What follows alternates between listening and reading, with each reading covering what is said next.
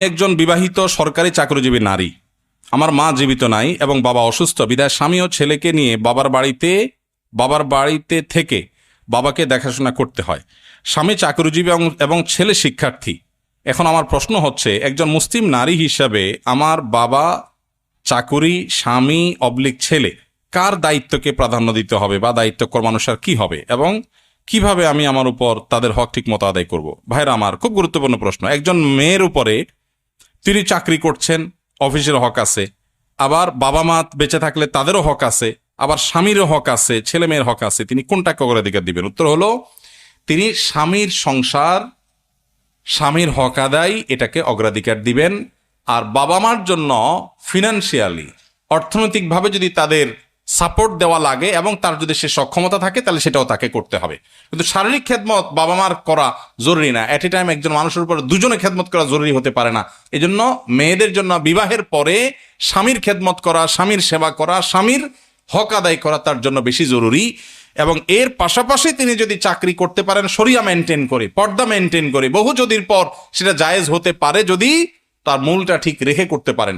অনেক বোনরা আছেন টাকার কামাই করার মজা পেয়ে গেছেন, তারা এটাতে লেগে গেছেন, কিসের স্বামীর হক, কিসের সন্তানের হক। আবার অনেকে ওয়াজ নসিহত করার মজা পেয়ে গেছেন মহিলাদের মধ্যে।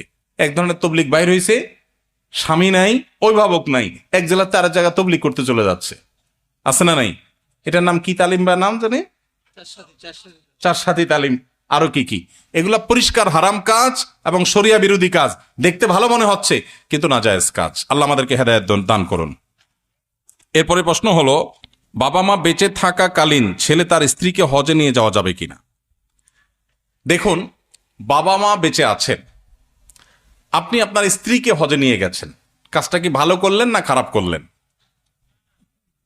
সবাই বলতেছেন খারাপ করলেন। মাশাআল্লাহ, বাংলাদেশে মানুষ অবশ্য ঘরে ঘরে মুফতি আর ঘরে ঘরে ডাক্তার। অসুখ হইলেও বুদ্ধি দেওয়ার লোকের অভাব নাই, আর মাসালা তো বলার লোকের কোনো অভাবই নাই। মাশাআল্লাহ। ভাইরা আমার, হজের ব্যাপারটা হলো, নিজের টাকা থাকলে নিজের হজ করানো ফরজ। নিজের টাকায় কাউকে হজ করানো কখনো ফরজ হবে সেটা বাবা মাকেও না, স্ত্রীকেও না। এখন যদি নফল হজ করানোর ব্যাপার আসে, প্রসঙ্গ আসে, অবশ্যই আপনাকে আল্লাহ টাকা দিয়েছেন একজনকে নফল হজ করানোর, তো আপনি কাকে প্রায়োরিটি দিবেন? তার উত্তর হলো, অবশ্যই আপনি স্ত্রীর উপরে বাবা মাকে প্রায়োরিটি দিবেন। তাহলে উত্তরটা একটু ক্লিয়ার করে বলতে হবে। আপনার নিজের উপরে যদি হজ ফরজ হয়, তাহলে আগে নিজের হজ করতে হবে। আমাদের দেশে বউয়েরই হজ করানো তো বহুত পরের কথা। অনেক ছেলে বাপ মারে হজ করানোর আগে নিজে হজ করলে গ্রামের মানুষ সমালোচনা করে, কত খারাপ ছেলে,